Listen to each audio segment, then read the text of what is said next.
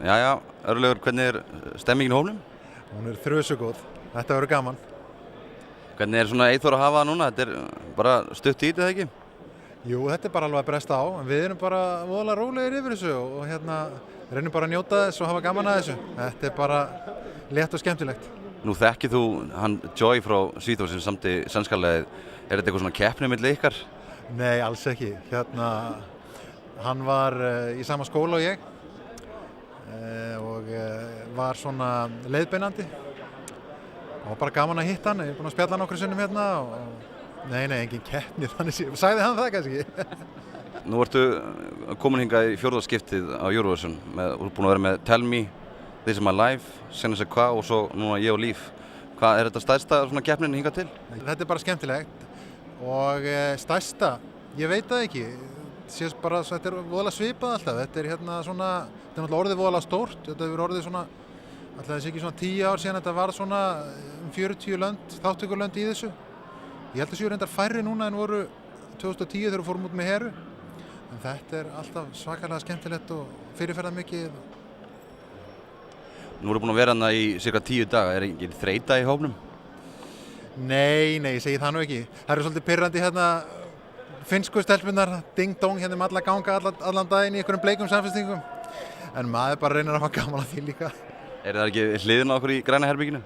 Er það svoleiðis? Já, er það ekki? Ég vona ekki. Lögin sem þú hefur verið að senda inn í Eurovision, hafa það farið lengra svona eftir keppni?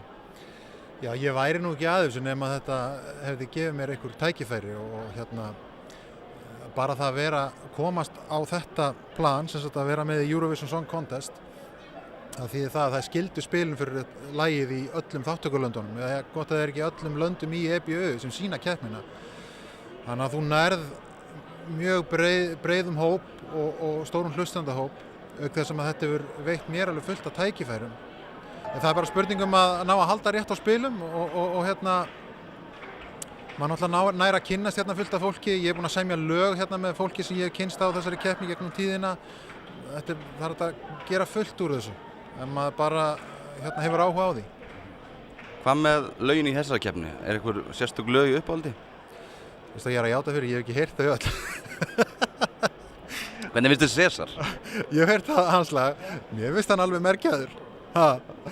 Ég hef heyrt náttúrulega sænska lagið, mér finnst það mjög gott.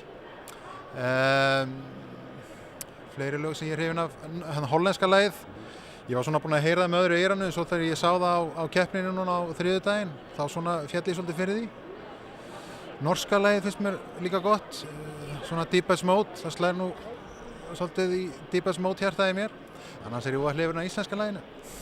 Einar Ágúst fór árið 2000 með Pils upp á svið. Var það þín sök? Nei, það var ekki mín sök. Hver átt þessa hugmynd? Ég bara man það ekki. Kannski Jói Fel? Nei, ég veit það ekki.